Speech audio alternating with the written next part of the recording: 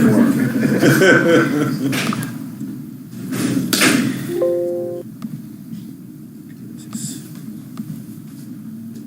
to go?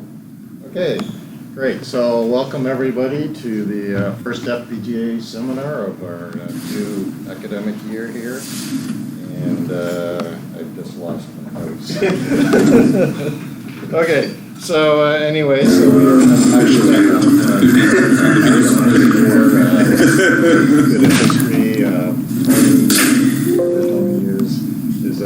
you're Jonathan's student, right? Yes. From a while back, so that's our U of T connection. Great, so welcome everybody to the first FPGA seminar of our academic year here.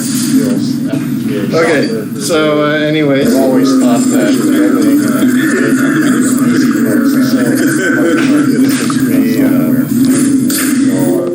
Jay will tell us you're Jonathan's student, right? Yes. From a while back, so that's our U of T connection. Great, so welcome everybody to the first FPGA seminar of our academic year here. Okay.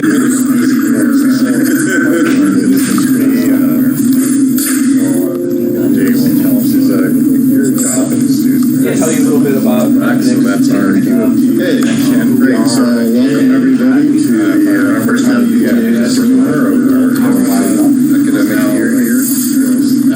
Okay. Which you are we? So tell you a little bit about Efinix So that's our U of T connection. by Sammy Chung and Tony Nye, both FPGA industry veterans. You can see by looking at our executive staff that we are not the typical young startup millennials. And we currently have 59 employees worldwide. We had to look at. None of the exec staff could guess that number. We still think we're a lot smaller than that. We're headquartered in Santa Clara, and we have offices for development in Penang, Malaysia, Hong Kong, and a small office in Toronto that's doubled in size recently.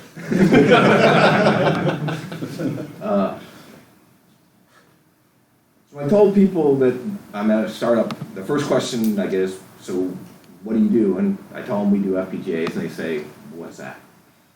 And then if they know about FPGAs, they say, why would you do that? Everyone knows that that's just, that's a kiss of death. There's a very old chart that showed all of the attempts to get into FPGA business since the beginning, and you'll notice that there aren't very many successes from the very first days. I think the most recent successful FPGA company was Silicon Blue, which got acquired by Lattice 10 years ago. There's actually a small number of FPGA startups worldwide running around now, doing either FPGAs or... Why is there so few FPGA startups? As any chip company, it's very costly to develop. Altera and Intel, formerly Altera, are very strong competitors with good products. Even Lattice, who's running a distant third, is a very good company.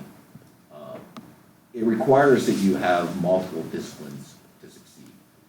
Most of the failed startups come in with either somebody who's got a silicon background but no idea of FPGA software, or they're a software architect who's never built a chip before. And you need to have people who understand the architecture, the software, and how to just manufacture chips that you can sell to be successful.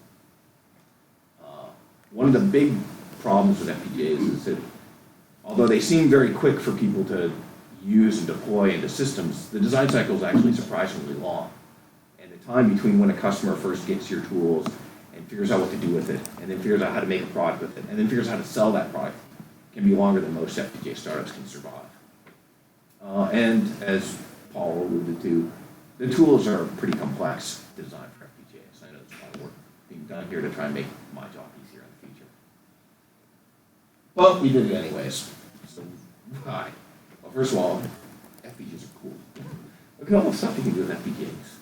I mean, they're fun, and it's a technology we know. But we thought, there has to be a better way to do FPGAs. I mean, when I was leaving Altera, this was like the opening bid on doing a new FPGA chip was like $100 million. We didn't raise $100 million on the FPGA chip, so there has to be a different way of doing it. So how do you do that? So you have to challenge the existing assumptions about what it takes to build an FPGA. what's the architecture, how do you build it, where can you get your design people. But you don't have to change everything about how you build an FPGA. If you try and tackle every part of it, you'll never finish. So you need to figure out what are the things that you can change and how does that make a difference. And part of that's don't reinvent the wheel. So for our particular FPGA, we did not change the synthesis flow at all. We have exactly the same synthesis flow used by all the existing FPGAs. We didn't try and make a time domain multiplexed FPGA or to do an asynchronous FPGA. Those tool challenges were beyond what we wanted to take.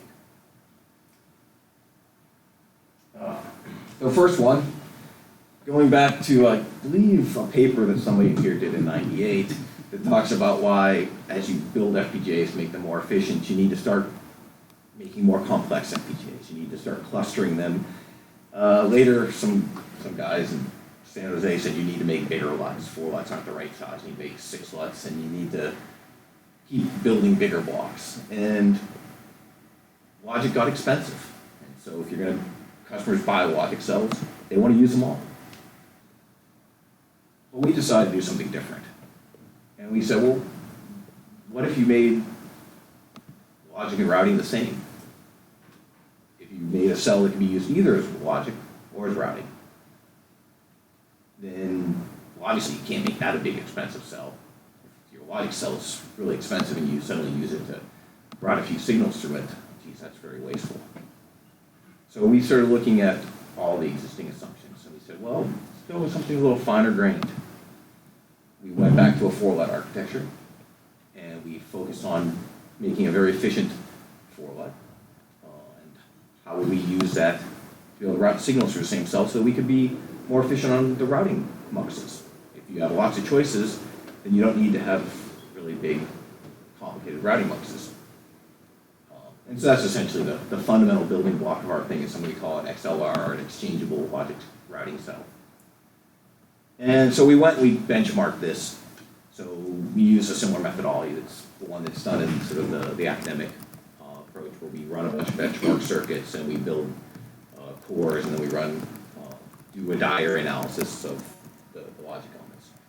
So this is some data from, I believe Xilinx did this first comparison, where they were showing that at 28 nanometer, the Vertex 7 core, we cut out the periphery because we're only interested in looking at sort of the core efficiency right now.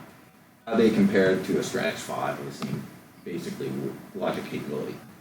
And they said, yes, we get 35% bigger. So we took the same technology node, and our goal was to have a fabric that